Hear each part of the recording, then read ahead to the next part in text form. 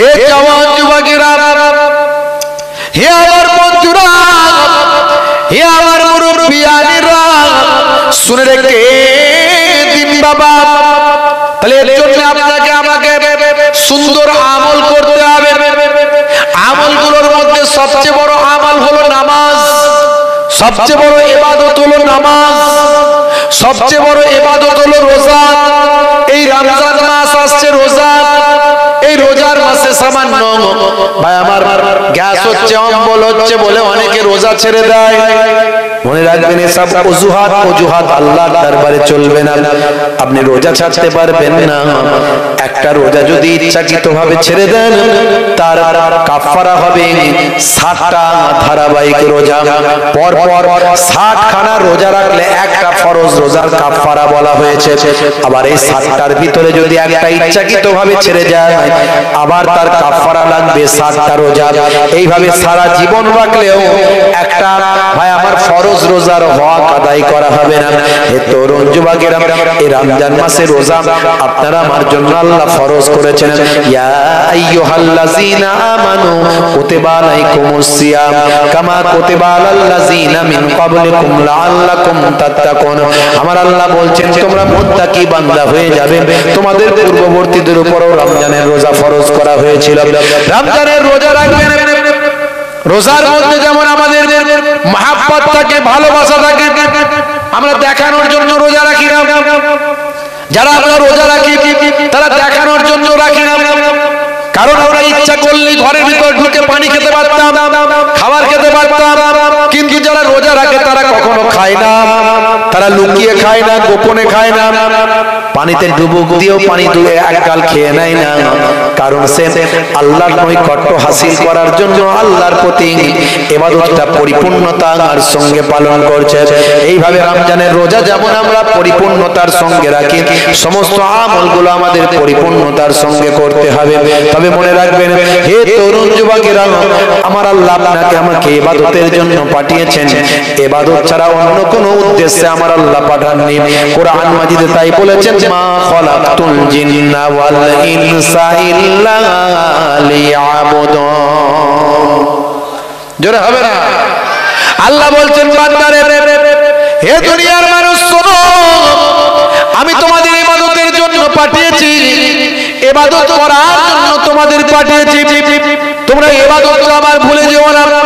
কেমন করে কুফরি করো, কেমন করে নাফরমানি করো, কেমন করে আমি আল্লাহর ইবাদত ভুলে যাও। কাইফা তাকফুরুন, তোমরা কেমন করে কুফরি করো। তোমরা ছিলে মৃত, ফাহিয়াকুম, আমি তোমাদের জীবন দান করেছি।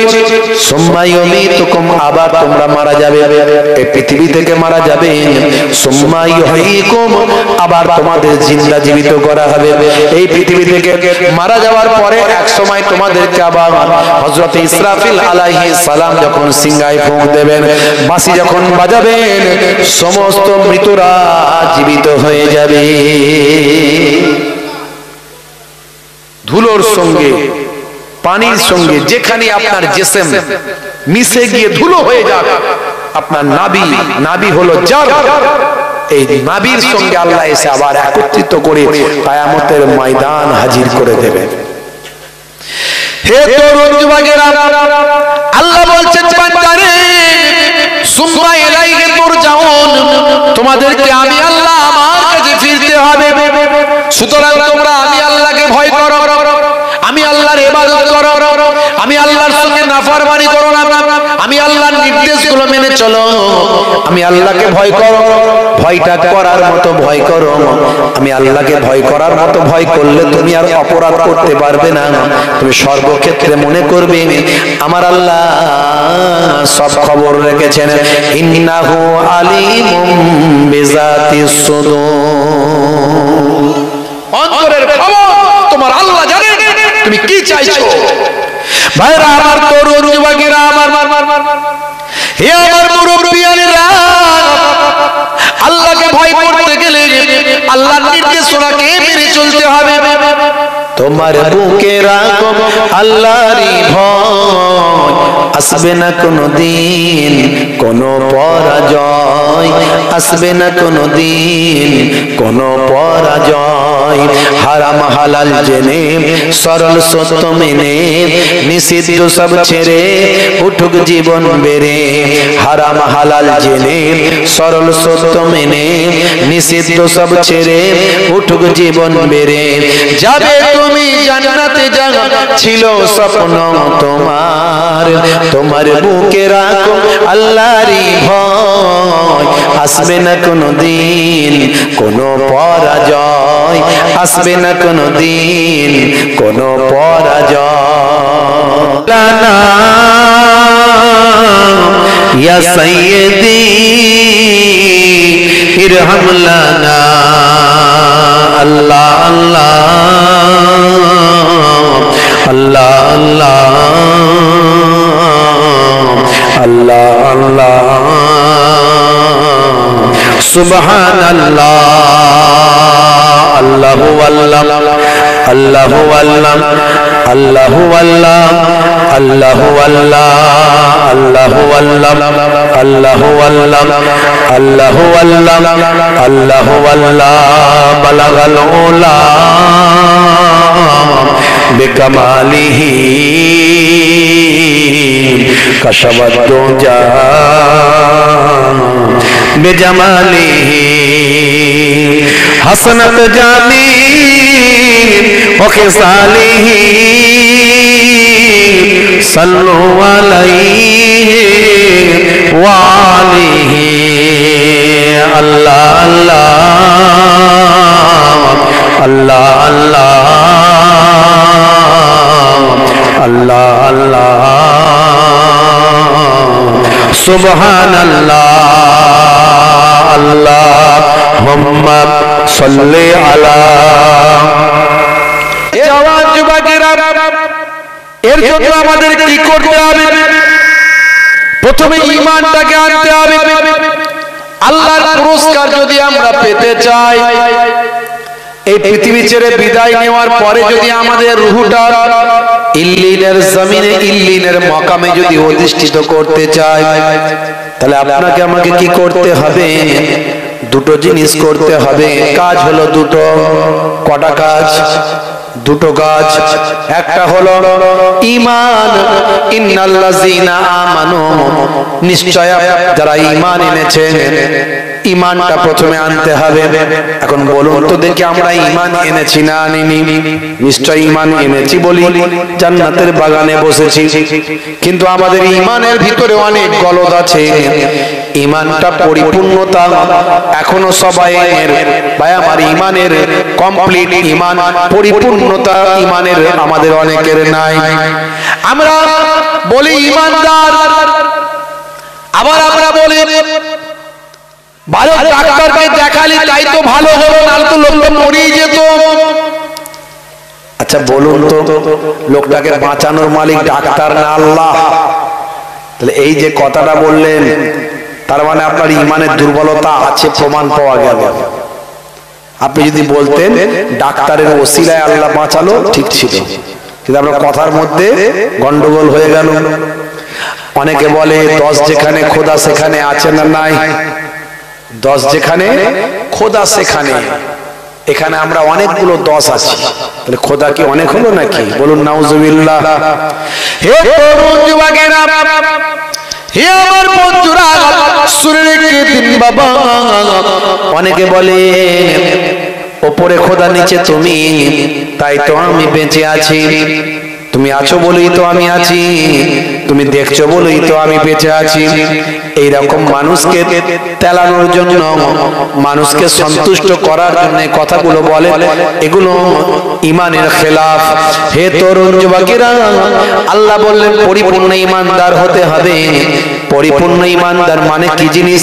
পরিপূর্ণ ঈমানদার মানে যেটা মুখে আপনি স্বীকার করছেন, সেটা অন্তরে বিশ্বাস করতে হবে। আর অন্তরে যখন বিশ্বাস করছেন, কার্যে পরিণত করতে হবে। তাসদীকুম বিল কাল ওয়া তাকরীরুম বিল লিসান ওয়া আমাল বিল আরকান, মুখে স্বীকার, অন্তরে বিশ্বাস, কার্যে পরিণত করা, এই তিনটে জিনিসের সংমিশ্রণের নাম হলো কমপ্লিট ঈমান। এ কি বলে কমপ্লিট ঈমান? হে তরুণ যুবকেরা, হে আমার বন্ধুরা, আপনাকে আমাকে প্রথমে সবচেয়ে আগে ঈমানদার হতে হবে। তারপরে আপনাকে আমাকে ঈমানকে কমপ্লিট করার পরে আপনাকে আমাকে আমলের দিকে যেতে হবে, আমলটা করতে হবে পরিপূর্ণভাবে। অনেকে লোক দেখানোর জন্য আমল করে, নামাজও পড়ছে, চিটিংবাজিও করছে, দাঁড়িয়ে রেখেছে, ধাপ্পাবাজিও করছে, নামাজ রোজা দিন ধর্ম করে ভাই আমার হিংসা হাসাদ ফাসাদ নিয়ে আছে। এমন অনেক নামাজি, এমন অনেক দাড়িওয়ালা, এমন অনেক আলেম আমি দেখেছি যার বাপের বিরুদ্ধে হাইকোর্টে মামলা চলছে। বলেন এবারে কি নামাজি মানুষ, দাড়িওয়ালা, বড় মাওলানা, আবার বাপের বিরুদ্ধে মামলা। হ্যাঁ, কমিটির ছেড়ে একটু তিরপলগুলো বিছিয়ে দাও না, তিরপলগুলো বিছিয়ে দিলে আস্তে আস্তে লোক বসবে না, দাঁড়িয়ে থাকবে। বাপেরা আমার প্রয়োজনে উঠবেন, আমি উঠতে বারণ করছি না, তবে মজলিসটাকে সুন্দর করে ফেললে আল্লাহ খুশি হয়ে যাবে। মজলিসটাকে সুন্দর করলে আল্লাহ খুশি। আবার প্রয়োজনে আপনাদেরকে উঠতে হবে, উঠবেন, টয়লেট যেতে হবে, বাথরুম যেতে হবে, একটু চা খেতে যেতে হবে, যাবেন, নিশ্চয়ই যাবেন। কিন্তু মজলিসটাকে ফার্স্ট রাউন্ডে যদি একটু সুন্দর করে ফেলেন, আল্লাহু জামিলুন ওয়া ইউহিব্বুল জামাল, আল্লাহ সুন্দর, সৌন্দর্য পছন্দ করেন। জান্নাতের বাগানকে যদি আপনি সুন্দর করেন, হতে পারে আপনার নিয়ত যদি ভালো হয়, আল্লাহ আপনাকে কবুল করে দুনিয়া আখিরাতকে সুন্দর করে দেবেন।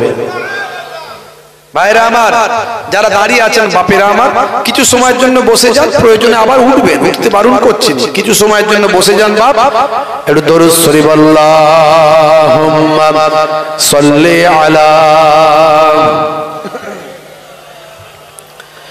মাওলানা মুহাম্মদ ওয়া আলা আলি।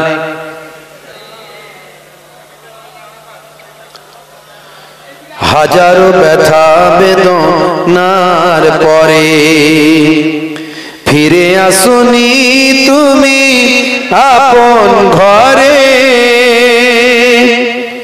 দিনের আলো তুমি ছড়িয়ে দিতে,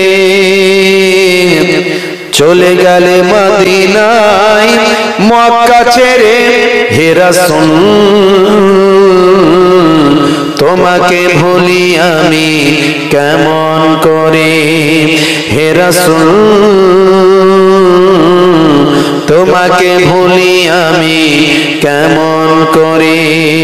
হাজারো ব্যথা বেদনার পরে ফিরে আসুনি তুমি আপন ঘরে, দিনের আলো তুমি ছড়িয়ে দিতে, চলে গেলে মদিনায় মক্কা ছেড়ে হে রাসূল, তুমি হে রাসূল, তোমাকে ভুলি আমি কেমন করে।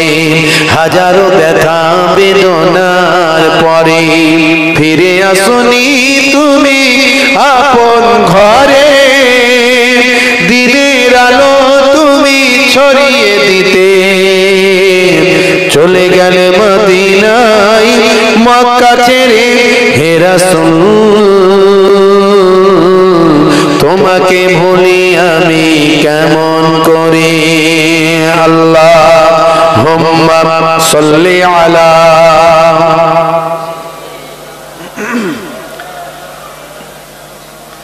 ওয়া আলা আলিহি।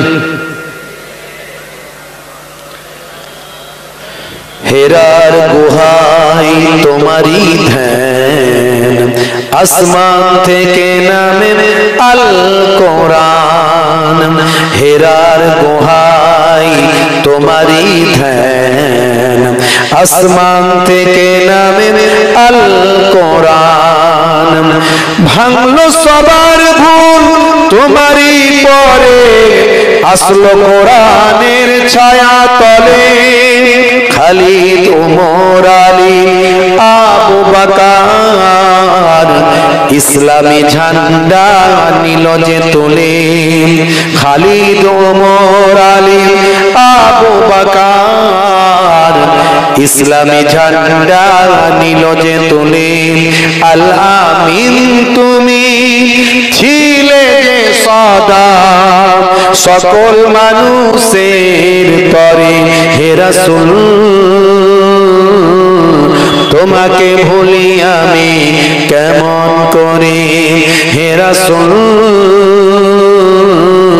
তোমাকে ভুলি আমি কেমন করে। হাজারো ব্যথা বেদনার পরে ফিরে আসুনি তুমি আপন ঘরে। দিনের আলো তুমি ছড়িয়ে দিতে চলে গেলে মদিনায় মক্কা ছেড়ে। হে রাসূল তোমাকে ভুলি আমি কেমন করে। হে রাসূল তোমাকে ভুলি আমি কেমন করে। আল্লাহুম্মা সাল্লি আলা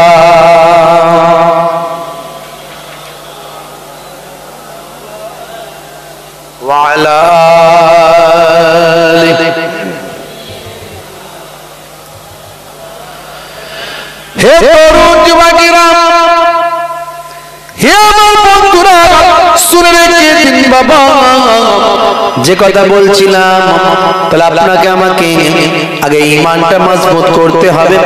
আল্লাহর পুরস্কার পেতে গেলে, আল্লাহর নৈকট্য লাভ করতে গেলে দুটো জিনিস কি কি? ইন্নাল্লাযীনা আমানু, প্রথমে তোমাদেরকে ঈমানদার হতে হবে। ওয়া আমিলুস সালিহাত, তারপর নেক কাজ ভালো কাজ করতে হবে। এই দুটো জিনিস, একটা হলো ঈমানদার আর একটা হলো ভালো কাজ।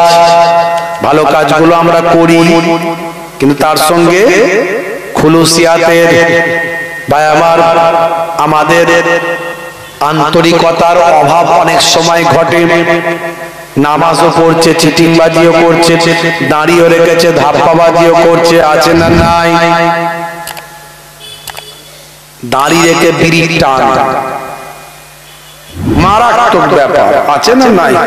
চাচা আমার আসরের নামাজ পড়ছে আর পকেটে ঘরে ঘড়ি বিড়ি নড়ছে খসখস খসখস করে। কি হলো চাচা?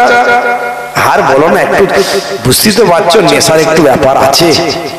আসরের নামাজ পড়ে চাচা আমার যাচ্ছে, মাথা থেকে টুপিটা খোলার টাইম হয় না, ঘড়ি বিড়ি মুখে লাগিয়ে ফস করে লাইটিং মেরে দিয়েছে, বুঝতে পারছি। টান মারতে মারতে বেরিয়ে যাচ্ছে। আমল আমরা করি, কিন্তু খুলুসিয়াত, আন্তরিকতা, স্বচ্ছতা, পরিপূর্ণতা, এটার একটু অভাব হয়ে যায়। হে তরুণ যুবকেরা, হে আমার বন্ধুরা, শুনে রেখে দিন বাবা, জেনে রেখে দেন, নেক আমলটা করতে হবে। শুধু নামাজ, রোজা, হজ, যাকাত এগুলো শুধু নেক আমল তা নয়, এর সঙ্গে সঙ্গে আরো নেক আমল আছে।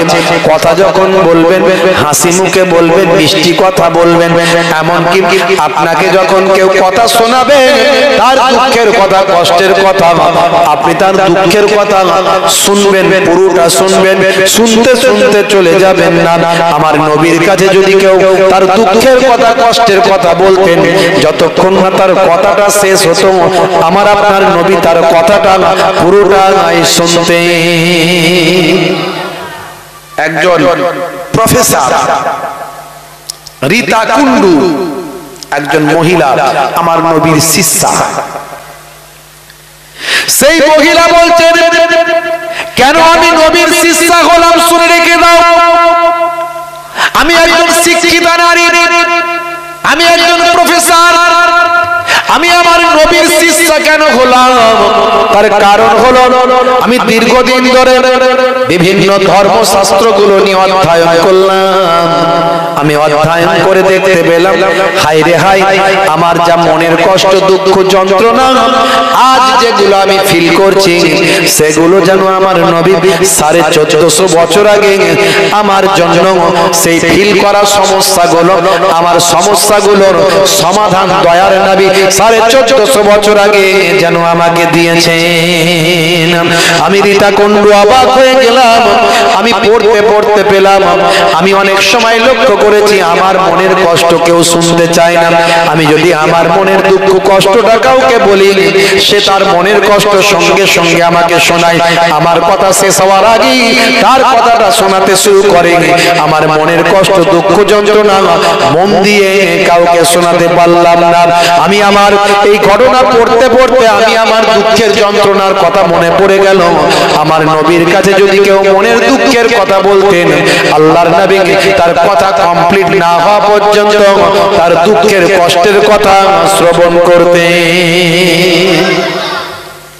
আপনাকে যদি আমার মনের দুঃখের কথা বলি, ভাই শরীরটা খুব খারাপ, বাড়িতে বড় বিপদের মধ্যে আছি, তোমার ভাবিরও শরীর খারাপ, বাচ্চাগুলো, তখন এই কথা শেষ হবে না, তার আগে ওই লোকটা বলবে, আর বলিস না ভাই, আমারও একই অবস্থা। আমার কথা শেষ হলো না, তার আগে সে শুনিয়ে দিল। কথা ঠিক না? তাহলে বুঝতে পারছেন আমার ওয়াজটা কোথায়, কোন ওয়াজটা আমি করছি। আপনার মনের অসুখটাকে ঠিক করতে হবে। ইসলাম আপনাকে সবকিছু শিখিয়েছে, বাহ্যিক, আভ্যন্তরীণ, এক্সটার্নাল, ইন্টারনাল। হে তরুণ যুবকেরা, আল্লাহর নবী যখন কথা বলতেন, হেসে হেসে মুচকি হাসি দিয়ে, হাসি হাসি মুখ নিয়ে কথা বলতেন। হে তরুণ যুবকেরা, আল্লাহর নবীর চেহারাখানা দেখে কেউ ভয় পেত না। আল্লাহর নবীর সঙ্গে কথা বলার সাহস সবারই থাকতো।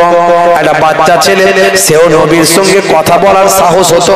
একজন বৃদ্ধ, বৃদ্ধা মহিলা, বৃদ্ধ বুড়ি মা, বৃদ্ধ মা, সেও নবীর সামনে কথা বলার তার সাহস হতো। হে তরুণ যুবকেরা, ঈদের দিনে আল্লাহর নবী ওয়াজ করছেন।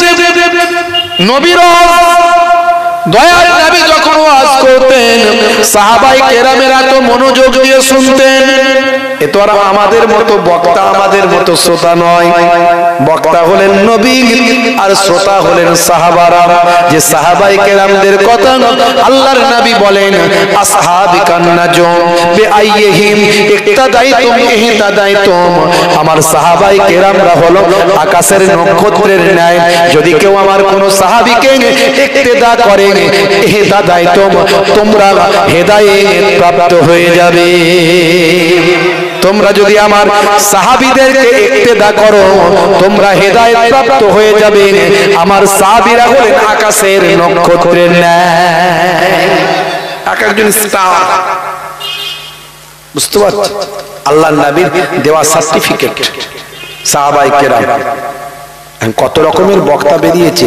একটা বক্তার ভিডিও আমাকে পাঠালো একজন, বলছে বক্তা বলছে আবু বকর সিদ্দিক রাদিয়াল্লাহু তাআলা আনহু, তার এত সুন্দর করে বলছে না, বেয়াদব বক্তা তো। এখন দুই ধরনের বক্তার ওয়াজ আপনারা শুনতে পাবেন, একটা আদব ওয়ালা বক্তা, একটা বেয়াদব ওয়ালা বক্তা। একটা হলো হুসাইনি ঘরানার ইমাম হুসাইনি হুজুরের ভালোবাসার হুসাইনি ঘরানার বক্তা, আর একটা পাবেন এজিদি ঘরানার বক্তা। দুই ধরনের। কি করে বুঝবেন? পরীক্ষা কি করে করবেন? তার কথার মধ্যে থাকবে মার্জিত ভাব, আদব, তাজিম, নিষ্ঠতা, নবী খানদানের প্রতি সম্মান, আহলে বায়াতের প্রতি মর্যাদা, নবীর সবসময় সম্মান, আউলিয়ায়ে কেরামদের সম্মান তার কথার মধ্যে পাবেন। আবার অতিভক্তি চোরের লক্ষণ। কিছু আছে আবার শিরকে করার লোক, সে আবার আল্লাহকেও যেমন মনে করে, নবীকেও তেমন মনে করে, ওলিদেরকেও তেমন মনে করে। এটা বেদাত, এটা সে মুশরিক, এটা বাদ দেন। আর একটা হলো বক্তাদের আপনি পাবেন, তারা হলো আল্লাহকেও সম্মান দিয়ে কথা বলে না, আল্লাহর প্রতিও তাদের ভক্তি সে শ্রদ্ধা সেরকম, আর নবীর প্রতিও তাদের ভক্তি শ্রদ্ধা সেরকম নাই। আর নবীর খানদান, আহলে বায়াত আর ওলিয়া উলিয়াদের কথা বলতে গেলে তারা তো তুচ্ছ তাচ্ছিল্য শুনি কথাবার্তা বলে ফেলে। এটা আমাদের বুঝে নিতে হবে। বক্তা বলছে আবু বকর হুজুরের কথা বলছে, আবু বকর সিদ্দিক রাদিয়াল্লাহু তাআলা আনহু বলছে, আবু বকর নবীর সাহাবী আবু বকর তিনি কতবার হজ করেছেন, আমি যা হজ করেছি গুণে শেষ করা যাবে না। আবু বকর তিনি কতবার কোরআন মাজিদ খতম করেছে, আমি যা খতম করেছি গুণে শেষ করা যাবে না। সেই বক্তা আমাদের ভিডিওটা পাঠালো, শোনো নবীর সাহাবীর বিরুদ্ধে তুচ্ছ ধারণা রাখার কারণে তার ঈমানটা বরবাদ হতে পারে। অত সহজ নয়। নবীর সাহাবীদের আল্লাহ এত সম্মান দিয়েছেন, এত মর্যাদা দিয়েছেন, বুঝতে পারছেন? আদবটা ইসলামের একটা বড় জিনিস, আপনাকে মাথায় রাখতে হবে। এই জন্য আমরা মুজাদ্দিদুজ জামানকে মানি, তিনি আমাদের আদব শিখিয়েছেন। এই জন্য বসিরার আল্লামা হুজুর এত বড় আলেম হওয়ার পরেও ওয়েস্ট বেঙ্গলের 1 নম্বর আলেম তৎকালীন যুগে বসিরার আল্লামা হুজুর কলকাতা আলিয়া মাদ্রাসায় যতদিন পড়াশোনা করেছেন, পশ্চিমবঙ্গের 1 নম্বর মাদ্রাসা সেটা, সেই মাদ্রাসা ব্রিটিশ আমলের, সেই মাদ্রাসায় যতদিন পড়েছেন বসিরাট হুজুরের উপরে কেউ উঠতে পারেনি, সব নিচে। সেই বসিরাট হুজুর দেখলেন জগৎ বিখ্যাত আলেম ফুরফুরার পীর মুজাদ্দিদুজ জামান, সবাই তো 6টা হাদিসের আলেম হয়, বুখারী, মুসলিম, তিরমিজি, আবু দাউদ, নাসাই, ইবনে মাজাহ। আর মুজাদ্দিদুজ জামান পীর আবু বকর সিদ্দিক রাহমাতুল্লাহ আলাইহি শুধু 6টা হাদিস নয়, তার সঙ্গে সঙ্গে মদিনা শরীফ থেকে আরো 40টা হাদিস শেষ করে তার সনদ প্রাপ্ত হয়ে হিন্দের জমিনে ফিরে এলেন। বুঝতে পারছেন? বসিরাট হুজুর মুজাদ্দিদুজ জামানের হাতে হাত দিয়ে তিনি বায়াত হয়েছিলেন। ডক্টর মোহাম্মদ শহীদুল্লাহ সাহেব, যিনি 18টা ভাষায় পণ্ডিত ছিলেন, 18টা ভাষা, বুঝতে পারছেন? তিনি দাদা হুজুর পীর কেবলা রহমাতুল্লাহ আলাইহির হাতে হাত দিয়ে বায়াত হলেন। তারা জ্ঞানের দিক থেকে তাদের অভাব ছিল না, পণ্ডিতদের দিক থেকে তাদের অভাব ছিল না, ইলমের দিক থেকে তাদের কোনো কমি ছিল না। কোরআন, হাদিস, তাফসীর, ফিকহ, উসুল, ভাই আমার modern education, English, philosophy, history, mathematics, বুঝতে পারছেন? এই সমস্ত জ্ঞানে তাদের অভাব ছিল না। অভাব কোনটা ছিল? কেন দাদা হুজুরকে টিচার হিসাবে মানলো? তার কারণ হলো ইলমে তাসাউফ, ইলমে মারিফাত, ইলমে বাতিনি, এই সমস্ত ইলমে লাদুন্নির জ্ঞানের অভাব ছিল। তাই তারা সেই জ্ঞানগুলো আদায় করার জন্য, শেখার জন্য, অর্জন করার জন্য একজন ওস্তাদ খুঁজলেন। সেই ওস্তাদটা হলেন পীর আবু বকর সিদ্দিক রাহমাতুল্লাহ আলাইহি। বুঝতে পারছেন? তাহলে আদবটা একটা বড় জিনিস, এটা একটা শিক্ষা। এই শিক্ষা কে দিয়েছে? আল্লাহ নিজে দিয়েছে। আল্লাহ নিজে শিক্ষা দিয়েছে। সাহাবায়ে কেরামরা কনভারসেশন করছেন, গুফতগু করছেন, বাতচিত করছেন, মুকালেমাত করছেন, বাদুকুম লিবাদিন, একে অপরের মধ্যে, একে অপরের সঙ্গে। এমন সময় তাদের কনভারসেশনের মধ্যে একজনের ভলিউম একটু হাই হয়ে গেল, জোরে হয়ে গেল, একটু হাই ভলিউম, জোরে আওয়াজ হয়ে গেল। সঙ্গে সঙ্গে আল্লাহ রাব্বুল আলামিন আয়াত নাযিল করে দিলেন। নবী কিছু বললেন না, কিন্তু আল্লাহ শুনলেন না। কোরআনের আয়াত খুলুন, পাবেন, ইয়া আইয়ুহাল্লাযীনা আমানু লা তারফাউ আসওয়াতাকুম ফাওকা সাউতিন নবী, সাবধান, তোমাদের আওয়াজটা আমার রাসূলের আওয়াজের থেকে যেন জোরে না হয়ে যায়। আমার নবীর আওয়াজের থেকে, ভলিউমের থেকে তোমাদের ভলিউমটা যদি জোরে হয়ে যায়, ওই আয়াতের শেষে আল্লাহ বললেন আনতাহাবাতা আমালুকুম ওয়া আনতুম লা তাশউরুন, তোমাদের আমলগুলো কোনটা দিয়ে বেরিয়ে চলে যাবে, টের পাবে না, বুঝতে পারবে না। নামাজ নামায়েসি হয়ে যাবে, দাড়ি টুপি অ্যাডভার্টাইজার হয়ে যাবে, সব দেখানো হয়ে যাবে। আচ্ছা বলুন, এই মাসালা কি শুধু সেদিনকার জন্য না এখনকারের জন্য? এখনো যদি নবীর স্থানে যদি কেউ বেয়াদবি করে, তাহলে আমল বরবাদ হবে, এই আয়াত দ্বারা প্রমাণ হয় কি হয় না? আমি আপনি ভাবছি বিরাট বড় নামাজি আছি, বিরাট বড় সুফি দরবেশ আছি, কিন্তু আমার আপনার আমলগুলো যে কোনটা দিয়ে বরবাদ হয়ে গেছে আমরা বুঝতেই পারি। হে তরুণ যুবকেরা, হে আমার বন্ধুরা, শুনে রেখে দিন বাবা, জেনে রেখে দেন, আল্লাহর নবী ওয়াজ করছেন, সাহাবায়ে কেরামেরা ওয়াজ শুনছেন, এমন ওয়াজ শুনছেন মনোযোগ দিয়ে। এ তো আমাদের মতো বক্তা শ্রোতা নয়, নবী বক্তা, সাহাবায়ে কেরামেরা শ্রোতা। এত মনোযোগ দিয়ে সাহাবায়ে কেরামেরা শুনেন। সাহাবায়ে কেরামেরা যখন ওয়াজ শুনতেন, উড়ন্ত পাখিগুলো সাহাবায়ে কেরামদের কাঁধে এসে বসতো, মাথায় এসে বসতো। পাখি বুঝতে পারতো না কোন মানুষের মাথায় কাঁধে বসেছি, আর সাহাবীরাও বুঝতে পারতেন না আমাদের মাথায় পাখি বসেছে, কাঁধে বসেছে। এত মনোযোগ দিয়ে তারা কনসেন্ট্রেশন দিয়ে আল্লাহর নবীর ওয়াজ তারা শুনতেন। এই রকম জরুরি আলোচনা। হে তরুণ যুবকেরা, ঈদের দিনে নবী আমার ওয়াজ করছেন, এমন সময় একজন বাচ্চা, আমার দোস্ত আমার, একজন বাচ্চা, ছোট বাচ্চা, 5-6 বছর বয়স, চোখ ভরা পানি, বুক ভরা বেদনা, নাক দিয়ে সর্দি ঝরছে, চোখ দিয়ে পানি ঝরছে, গা দিয়ে দুর্গন্ধ, প্যান্টটা ছেঁড়া ফাটা, ঝরঝর করে কাঁদতে কাঁদতে ইয়া রাসূলুল্লাহ হাবিবাল্লাহ, ইয়া রাসূলুল্লাহ হাবিবাল্লাহ বলেন। ভাই আমার ভিড় ঠেলে পেছন সাইড থেকে সাহাবায়ে কেরামদের ভিড় ঠেলে আল্লাহর নবীর ভাই আমার সামনে পর্যন্ত আসার চেষ্টা করছেন। আল্লাহর নবী দেখতে পেয়েছেন। হে তরুণ যুবকেরা, এমন সময় নবী আমার ওয়াজ বন্ধ করলেন, জরুরি আলোচনা বন্ধ করে দিলেন, জরুরি ওয়াজ করা বন্ধ করে দিলেন। আমি আপনি হলে বলতাম, আচ্ছা দেখো তো বাচ্চাটা কেন কাঁদছে, কি চাই, এই কথা বলতাম। নবী আমার আপনার সঙ্গে কতটা তফাৎ একবার ভাবেন। নবী আমার ওয়াজ বন্ধ করে দিয়ে সঙ্গে সঙ্গে সামনে চলে গেলেন, গিয়ে বাচ্চাটাকে আগে কোনো কথা না বলে, হাদিস পাকের মধ্যে এসেছে, আগে কোলে তুলে নিয়ে এ গালে একটা চুম্বন, ও গালে একটা চুম্বন দান করে দিলেন। আগে চুমু দিলেন, তারপরে জিজ্ঞাসা করছেন কেন কাঁদছো, কেন তুমি কাঁদছো, লেমা তুবকিকা, তোমার কান্নার কারণটা কি।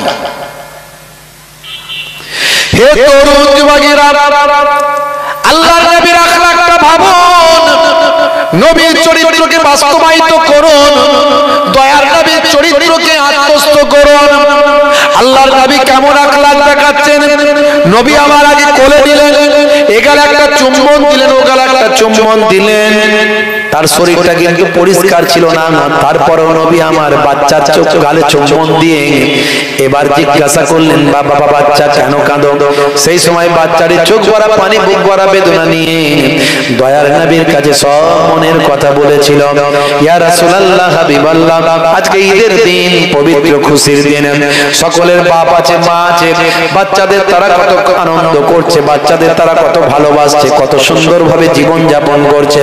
আর আজকে ঈদের দিনে, খুশির দিনে যার বাপ নাই, যার মা নাই, তার আবার কি দুঃখ দুর্দশা থাকবে হুজুর। আমার থেকে বড় দুঃখ দুর্দশা আর কার থাকতে পারে। আমি হলাম এতিম বাচ্চা, এতিমের জ্বালা যন্ত্রণা একজনই বুঝবে, এতিম নবী ছাড়া আর কে বুঝবে। আমি এতিম নবীর কাছে এসেছি। সেজন্য আল্লাহর নবী চোখ ভরা পানি, বুক ভরা বেদনা নিয়ে বললেন, হে বাবা ছেলে শুনে রেখে দাও, আজকের দিনে আমি যদি তোমার বাপ হয়ে যাই, তুমি কি আমার সন্তান হতে পারো। বাচ্চাটি কেঁদে কেঁদে বলেছিল, হুজুর এর থেকে খুশি তাকদীর, এর থেকে ভালো কপাল, এর থেকে ভালো কথা আর কি হতে পারে। আপনি আমার বাপ হবেন, এর থেকে ভালো তাকদীর আর কি হতে পারে। আমি এর থেকে বড় সৌভাগ্যবান আর কেমন করে হতে পারি। আল্লাহর নবী বললেন, বাবা ছেলে তাহলে কেঁদো না, আজ থেকে তুমি আমাকে পিতা বলে ডাকবে, আমি তোমাকে পুত্র বলে ডাকবো। চলো চলো চলো বাড়িতে যাই। বাড়িতে নিয়ে গেলেন কোলে করে ভালোবেসে।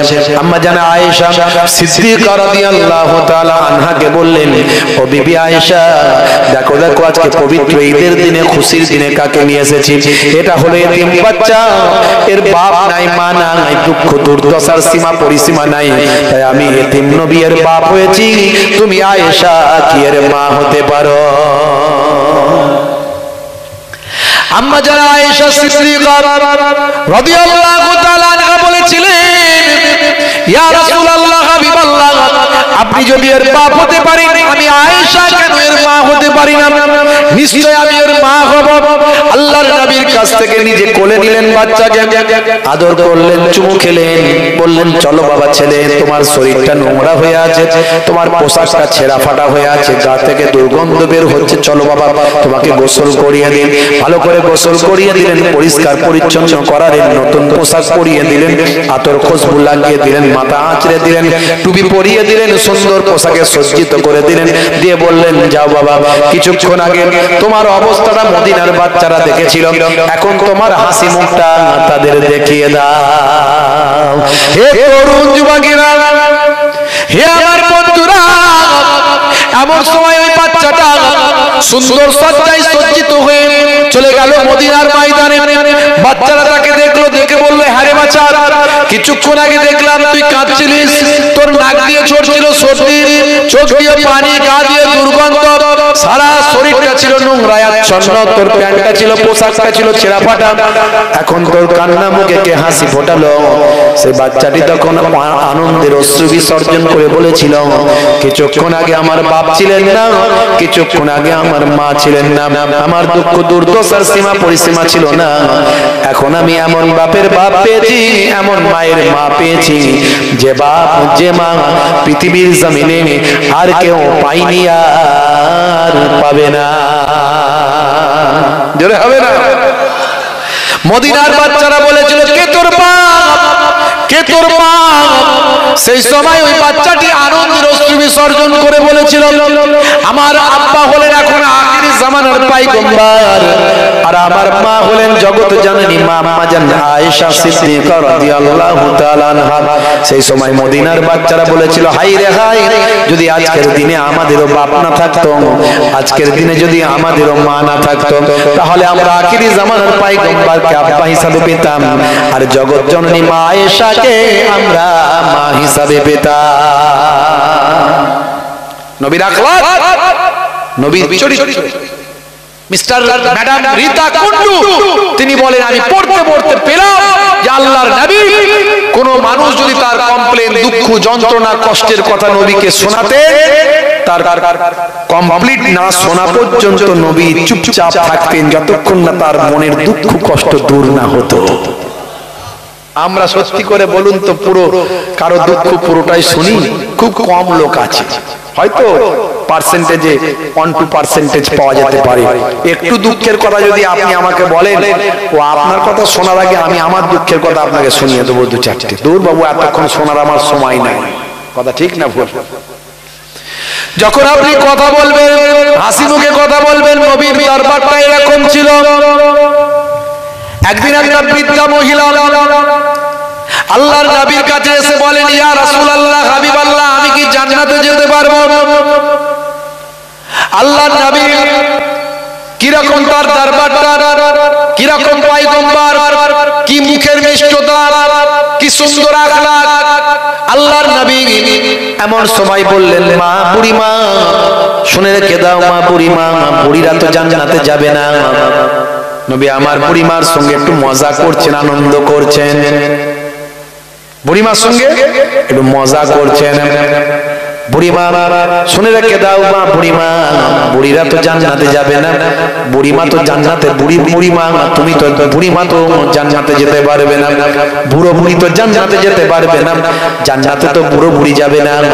এ কথা বলার সঙ্গে সঙ্গে বুড়িমা কান্না শুরু করলেন। আল্লাহর নবী বলেন, মা, বুড়িমা কেঁদো না, কেঁদো না, আমি তো বলি না তুমি জান্নাতে যেতে পারবে না, আমি বলেছি বুড়ো বুড়ি জান্নাতে যেতে পারবে না। মা, বুড়িমা শুনে রেখে দাও, তুমি যখন জান্নাতে যাবে তখন আর তুমি বৃদ্ধা থাকবে না, যুবতী হয়ে যাবে।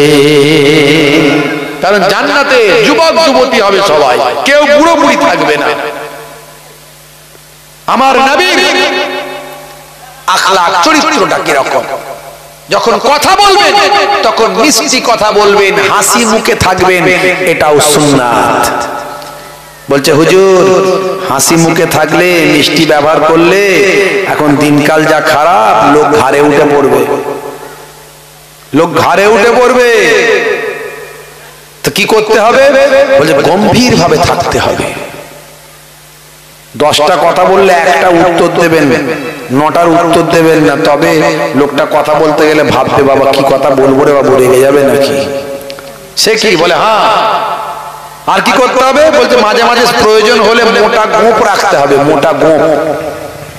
তারপর ওই গোঁপেতেও যদি কাজ না হয় তাহলে গোঁপ বীরাপনের মতো করে ঘোরাতে হবে, তবে লোকে ভয় পাবে। আর আমার নবী হাসি মুখে কথা বলতেন, মিষ্টি কথা বলতেন, পোলাইট ব্যবহার দেখাতেন, এটাও নবীর সুন্নাত। জোরে বলুন সুবহানাল্লাহ। হে তরুণ যুবকেরা, হে আমার বন্ধুরা, হে আমার মুরব্বিয়ানিরা, তাহলে আপনার আমলটাকে সুন্দর করতে হবে। নামাজ পড়ছেন, নামাজে মহাব্বত রাখতে হবে। নামাজটা লোক দেখানো যেন না হয়, নামাজটা গতানুগতিক যেন না হয়।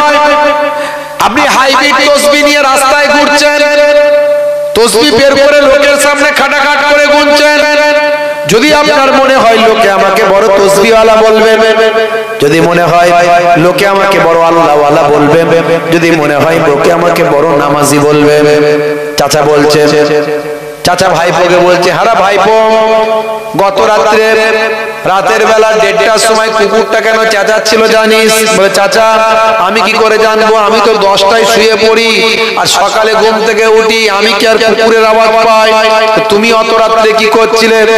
বলে তুই বাবা জানিস না, প্রতিদিন আমি তাহাজ্জুদের নামাজ না পড়লে আমার রাত কাটে না। তোমার যদি এই কথাটা শোনানোর উদ্দেশ্য হয় যে তুমি তাহাজ্জুদের নামাজ পড়া বান্দা, তাহলে মনে রাখবে তোমার ওই নামাজের মধ্যে একটু খোঁজ ঢুকে গেল, আল্লাহ কবুল করবে কিনা গ্যারান্টি দেওয়া যাবে না। হে তরুণ যুবকেরা, আন্তরিকতা দরকার আপনার আমলের মধ্যে। ভাই আমার, আপনার আমলটা পরিপূর্ণতা হওয়া দরকার। হে মুসলমান, তাহলে দুটো জিনিস দরকার, একটা হলো ঈমানে পরিপূর্ণতা, আর একটা হলো আমলে পরিপূর্ণতা। এই দুটো জিনিস যদি আপনি কমপ্লিট করতে পারেন, আল্লাহ বলেন আমার কাছে মহা পুরস্কার রাখা আছে, সেই পুরস্কারটার নাম হলো জান্নাত। জোরে হবে না?